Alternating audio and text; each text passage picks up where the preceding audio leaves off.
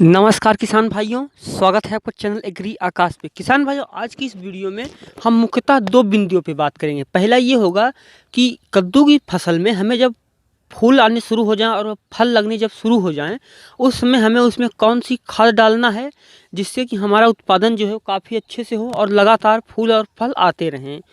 और दूसरा जो बिंदु होगा हमारा, वीडियो के अंतिम में हम इस मुद्दे पे बात करेंगे कि जब कद्दू में फूल और फल आने शुरू होते हैं तो उसमें एक सबसे बड़ी समस्या आ जाती है। उस सबसे बड़ी समस्या है फल मक्खी। जैसे कि आप स्क्रीन पर देख रहे हैं इस समय, इसमें क्या होता है कि जैसे ही फूल से फल बनना शुरू होता है उसको कीड़े काट देते हैं और वो पीला पड़ के सड़ जाता है फल। तो इस समस्या का भी मैं पूरा समाधान देने वाला हूँ, तो वीडियो को आप कंप्लीट देखिएगा। चैनल पे पहली बार आए हैं तो सब्सक्राइब करने के साथ साथ बगल में बने घंटी के निशान को भी दबाइए ताकि आने वाली वीडियो की नोटिफिकेशन आपको समय से मिलती रहे। चलिए शुरू करते हैं। किसान भाइयों, सबसे पहले हम बात करेंगे कि कद्दू की फसल में हमें फूल आते समय और जब फल बनने शुरू हो रहे हों उस समय हमें उसमें कौन सी खाद डालना चाहिए। और मैं आपको सिर्फ यही नहीं बताऊंगा कि उसमें कौन सी खाद डालनी चाहिए, मैं आपको ये भी बताऊंगा कि उसमें कौन सी खाद डालनी चाहिए और क्या काम करती है और क्यों डालनी चाहिए। तो चलिए जानते हैं। किसान भाइयों, सबसे पहले हमें उसमें डालना चाहिए, जब फूल और फलाने शुरू हों उसमें हमें डालना चाहिए पर एकड़ में। ध्यान रखें आप, जो मैं आपको जानकारी दूंगा पूरे वीडियो में वो 1 एकड़ के बारे में होगी। अगर आप डिसमील, कट्ठा या फिर हेक्टेयर, बीघे में जानकारी चाहते हैं तो आप वीडियो के नीचे कमेंट कर सकते हैं। किसान भाइयों, हमें जब फूल और फल आ रहे हों उस समय डालना है 50 किलो 10-26-26 NPK और 50 किलो पोटास। अब आपको मैं ये बता दूं कि जब उसमें फूल और फल आ रहे हैं उसमें 50 किलो NPK 10-26-26 क्यों डालना चाहिए और पोटास क्यों डालना चाहिए, ये क्या काम करता है, चलिए वो जानते हैं। किसान भाइयों, सबसे पहले बात करेंगे हम कि नाइट्रोजन जो NPK होता है, वो NPK का फुल फॉर्म क्या होता है। NPK, N से होता है नाइट्रोजन, P से होता है फास्फोरस और K से होता है पोटेशियम। तो पहले जानते हैं कि नाइट्रोजन क्या काम करता है। किसान भाइयों, नाइट्रोजन जो होता है वो पौधे के हर भाग को नाइट्रोजन पहुंचाता है। यह जो है नाइट्रोजन प्रमुख रूप से पौधे के विकास में अच्छा योगदान देता है, पौधे को हरा भरा रखता है और पौधे की शाखाओं को फैलने में भी मदद करता है। जैसे कि कद्दू जो है वो एक लता वर्गीय फसल और लता वर्गीय फसलों में खाद की ज़्यादा ज़रूरत होती है और वो ज़्यादा ज़रूरत इसीलिए होती है नाइट्रोजन की कि नाइट्रोजन जो होता है वो शाखाओं को फैलाने में और पौधे के विस्तार में काफ़ी मदद करता है। किसान भैया, पौधे की जो शाखा होती है उसको फैलाने में काफ़ी मदद करता है जब पौधे का कायिक विकास हो रहा होता है। किसान भैया, कायिक विकास का मतलब होता है जब पौधा जो है वो अपना शारीरिक विकास कर रहा होता है उस समय हमें नाइट्रोजन उसमें डालना चाहिए, उस समय उसमें नाइट्रोजन की ज़्यादा ज़रूरत होती है। ध्यान रखें आप नाइट्रोजन को लिमिट में डालें, ज़्यादा नाइट्रोजन डालने से आपकी फसल जो है वो पीली पड़ सकती है। और जो नाइट्रोजन होता है किसान भाइयों, वो फसल को हरा भरा बनाने में और क्लोरोफिल बनाने में भी मदद करता है। किसान भाइयों, अब हम बात करते हैं कि इसके दूसरे बारे में कि जो इसमें दूसरा तत्व होता है फास्फोरस। फास्फोरस के क्या काम होते हैं। किसान भाइयों, फास्फोरस जो होता है यह पौधों की जो जड़ और रूट होती हैं, जैसे कद्दू की फसल है इसमें कई तरह के जड़ें होती हैं और कई रूट होते हैं, तो इसके अच्छे से विकास हो इसके लिए फास्फोरस बहुत ज़रूरी होता है। किसान भाइयों, फास्फोरस उस समय ज़रूरी होता है जब फल में फ्रूट आ रहे हों, यानी फल और फूल आ रहे हों, उस समय इसकी सख्त ज़रूरत होती है, इसीलिए हम इसको फूल के समय डाल रहे हैं। किसान भाइयों, इससे क्या होता है कि फल और फूल को बनने में मदद करता है और उनको व्यवस्थित रखता है।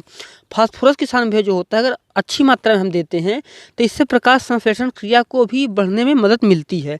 फास्फोरस के उपयोग से पौधे का जो प्रजनन शक्ति होती है, यानी जो पौधे में फूल और फल आते हैं वो काफ़ी ज़्यादा बढ़ जाते हैं। अगर आप कद्दू की फसल में समय पे NPK डालते हैं, जैसे कि मैंने आपको बताया कि फूल आते समय, तब आपका जो फल है वो काफ़ी ज़्यादा बढ़ जाएगा और आपका रिकॉर्ड तोड़ उत्पादन होगा। किसान भाइयों, एक बात और है, यह जो है ये CO2 गैस को अंदर ले लेता है। जब फास्फोरस हम डाल देते हैं पौधे में तो उससे क्या होता है कि जो पौधा होता है, जैसे कद्दू का पौधा है, ये CO2 गैस को अंदर ले लेगा और ऑक्सीजन को बाहर छोड़ने लगेगा, जिससे कि ज़्यादातर जो मतलब पौधे हैं उनमें यह क्रिया काफ़ी तेज़ी से बढ़ जाएगी, जिससे कि आपका उत्पादन काफ़ी ज़्यादा बढ़ जाएगा। किसान भाइयों, और इसको डालने का एक कारण और होता है, हमारे देश भारत में ज़्यादातर मिट्टियों में फास्फोरस की कमी होती है, इसलिए भी हमें फास्फोरस डालते रहना चाहिए।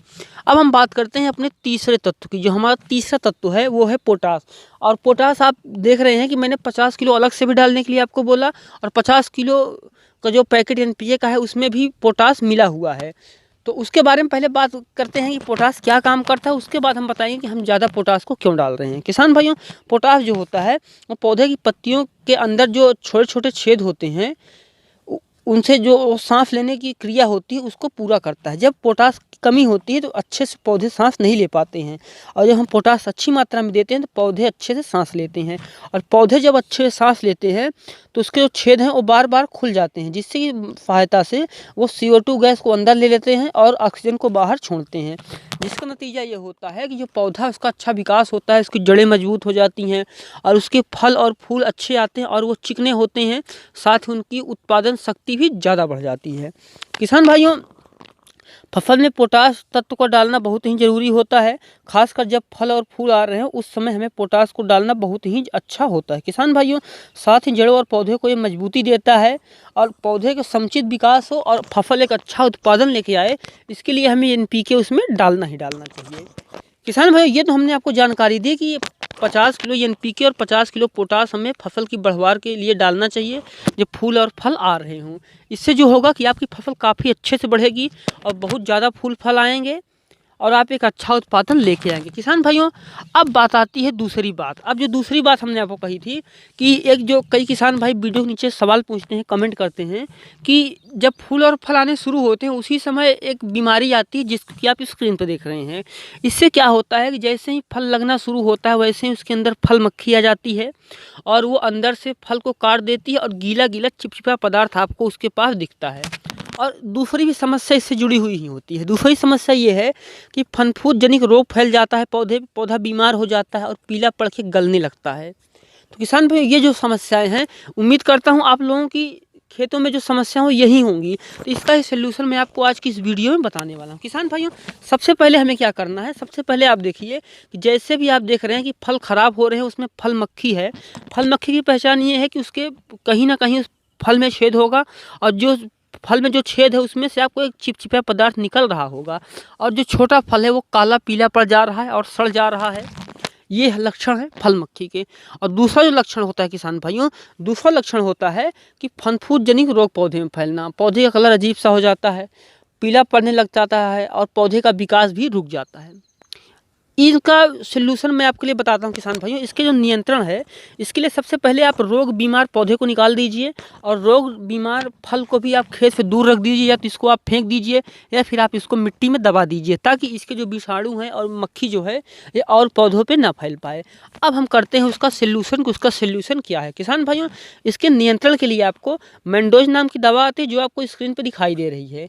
इसमें कौन से तत्व होते हैं वो भी जान लीजिए। इसमें होता है कार्बेंडाजिम 12%, साथ ही मैंकोजेब 63% WP होता है। यानी मेंडोज नाम की दवा में कार्बेंडाजिम 12% और मैंकोजेब 63% WP होता है। अगर आपको ये दवा नहीं मिलती तो आप कोई दवा ले लीजिए। ध्यान रखें कि इसमें जो तत्व हैं कार्बेंडाजिम 12% और मैंकोजेब 63% WP ये उस दवा में होना चाहिए।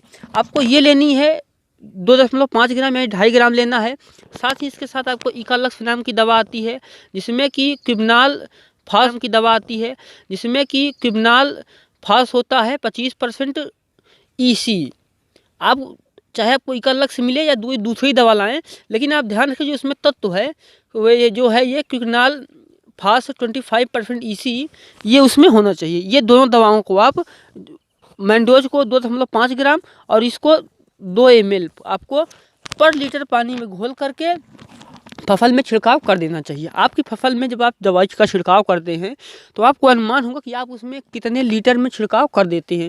जितने लीटर में आप छिड़काव करते हैं उतना लीटर आप पानी लीजिए और उसमें पर लीटर के हिसाब से मेंडोज को मिलाइए 2.5 ग्राम और 2 ml मिला दीजिए आप इकालक्स को।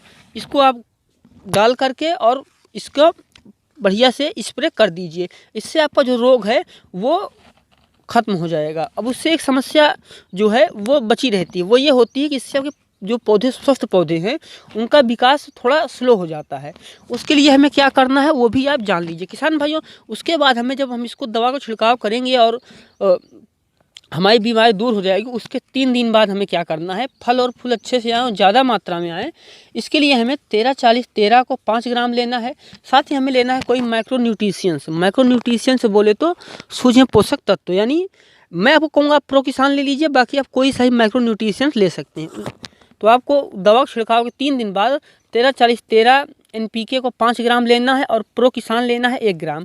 इसको पर लीटर पानी में घोल करके हमें पौधों में छिड़काव कर देना है। इससे जो है आपका रोग दूर हो जाएगा, आपकी समस्या दूर हो जाएगी और आपका जो कद्दू है वो एक रिकॉर्ड तोड़ उत्पादन देगा। और आप देखेंगे कि आप पहले जैसे खेती करते थे उस हिसाब से और इस हिसाब में कितना रिकॉर्ड तोड़ उत्पादन हुआ है और कितना ज़्यादा अंतर है। किसान भाइयों, उम्मीद करता हूँ ये वीडियो आपको अच्छा लगा होगा। वीडियो आपको अच्छा लगा है तो आप लाइक कर दीजिए। साथ ही चैनल पे पहली बार आए हैं तो सब्सक्राइब करने के साथ साथ बगल में बने घंटी के निशान को भी दबाइए, ताकि आने वाली वीडियो की नोटिफिकेशन आपको समय से मिलती रहे। किसान भाइयों, अगर आपका कोई क्वेरी या कोई सवाल है तो आप वीडियो के नीचे मुझसे पूछ सकते हैं।